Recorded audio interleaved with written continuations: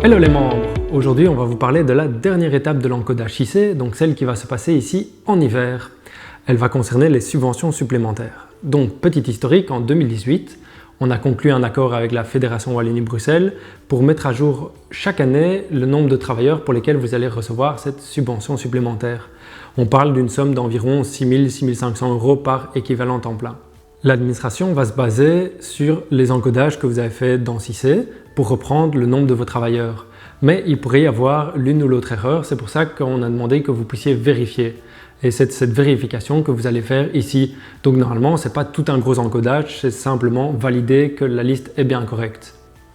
Le fait qu'on se base sur les données de CICE, ça veut dire qu'il va y avoir un décalage. Je prends un exemple, ici les subventions qui seraient versées en 2023, eh bien, on va prendre le dernier encodage CICE que vous avez réalisé, mais qui concerne l'année 2021.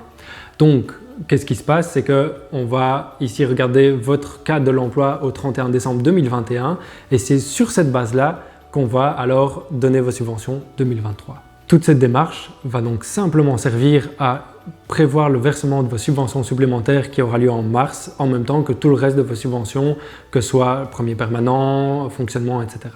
Concrètement, qu'est-ce qui vous est demandé?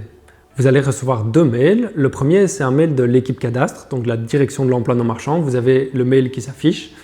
Eux, ils vont vous envoyer un tableau récapitulatif qui reprend vraiment le listing de vos emplois d'il y a 2 ans.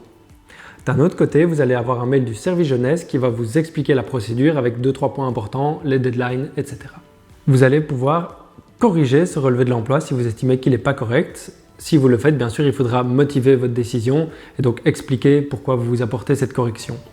La correction peut se faire aussi bien à la hausse, par exemple, il y a un de vos postes qui n'avait pas été bien pris en compte, ou à la baisse. Ça veut dire que si vous avez un remplaçant, un remplacé, par exemple, qui ont été tous les deux pris en compte, là, vous allez avoir trop de subventions supplémentaires et vous allez avoir peut-être un problème au niveau de la justification. Donc, pour rester zen, soyez sûr que tout soit correct. Parlons maintenant un petit peu des travailleurs qui vont être concernés. Donc, comme on vous l'a expliqué juste avant, on parle bien des travailleurs de l'année N-2. Donc, ne pas oublier qu'il y a ces 2 années de décalage. C'est tout à fait normal. Deuxième chose, on parle des travailleurs qui sont affectés aux missions pour lesquelles la Fédération Wallonie-Bruxelles vous a donné votre agrément.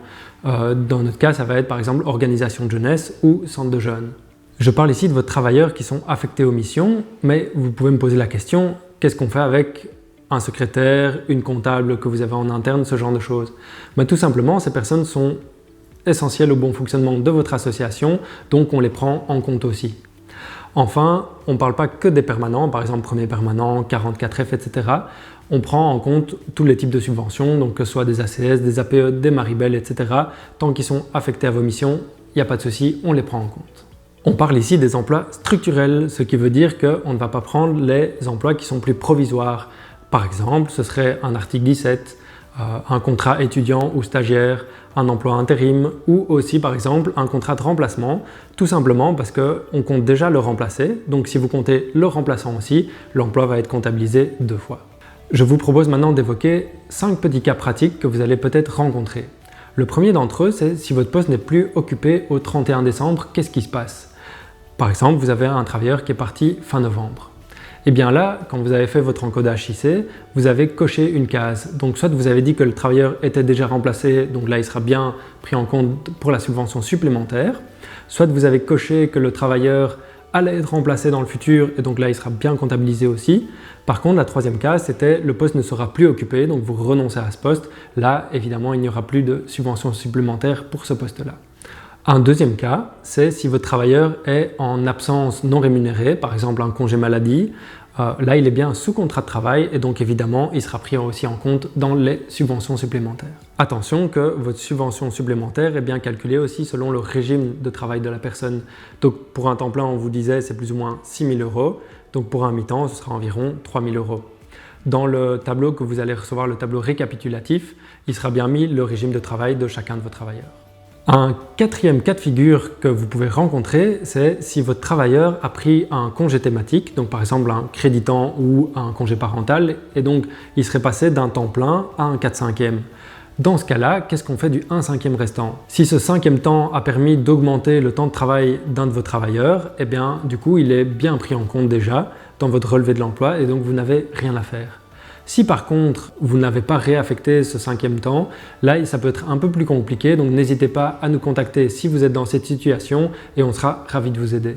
Un dernier cas de figure que vous pouvez rencontrer, c'est si votre association dispose de plusieurs agréments. Exemple, vous avez des missions en maison de jeunes, mais aussi vous êtes agréé comme association dans l'insertion socio-professionnelle, par exemple financée par la région wallonne. Dans ce cas-là, il se peut qu'un de vos travailleurs soit affecté à mi-temps à vos missions de maison de jeunes et à mi-temps à votre autre agrément. Dans ce cas-là, c'est ce qu'on appelle le taux d'affectation. Et bien, tout simplement, votre subvention supplémentaire ne sera octroyée que pour le mi-temps maison de jeunes. Faisons un petit résumé de cette situation. Donc, première chose, c'est qu'on va bien prendre le cadre de l'emploi d'il y a 2 ans. Donc, on retourne dans le passé. Alors, on va prendre travailleur par travailleur. Le premier, Hector, il est à temps plein chez vous, affecté aux missions. Et donc, lui, c'est bien 6 000 € qui vont être pour la subvention supplémentaire. Deuxième cas de figure, c'est Maléa. Et elle a été malade pendant une grande partie de l'année, donc elle est remplacée par Sacha. Ici, attention de ne pas comptabiliser les deux. On va bien prendre un seul poste parce qu'une a remplacé l'autre. Le troisième cas de figure, c'est Victor. Et Victor, en fait, lui, il est seulement à mi-temps.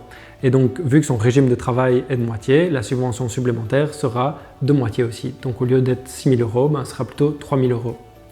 Et enfin, on a Guillaume. Guillaume travaille bien dans votre structure, mais lui, il travaille seulement pour votre agrément qui est autre. Et donc, par exemple, celui de l'insertion socio-professionnelle, rien à voir avec votre travail jeunesse. Et donc, Guillaume, lui, n'est pas affecté aux missions jeunesse et donc ne sera pas comptabilisé pour la subvention supplémentaire. Concrètement, quand est-ce que vous devez faire tout ça ? Eh bien, simplement, vous attendez le mail du service jeunesse et de l'ADENM. Ils vont vous contacter normalement vers mi-décembre, mais des fois, ça peut prendre du retard. Et ils vont vous laisser environ 1 mois et demi pour faire cette démarche, ce qui nous renvoie habituellement vers mi- ou fin janvier. Pour les modalités d'envoi et la deadline, on vous renvoie vers le courrier que va vous envoyer le service jeunesse, tout simplement parce que ces modalités peuvent changer d'une année à l'autre. Si vous ne faites pas cette démarche, tout simplement, le service jeunesse va aller prendre les chiffres en sa possession, donc plus anciens, ce qui pourrait clairement être en votre défaveur. De plus, ça pourrait entraîner un retard dans le versement de vos subventions s'il y a plusieurs allers-retours avec eux, s'ils doivent vous relancer. Donc on vous encourage à bien le faire dans les temps.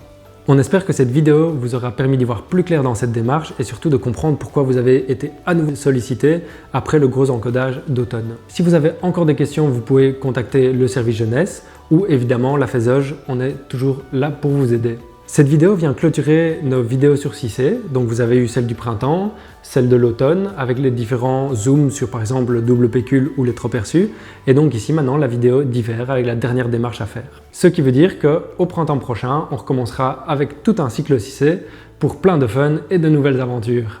D'ici là, on vous souhaite tout le meilleur.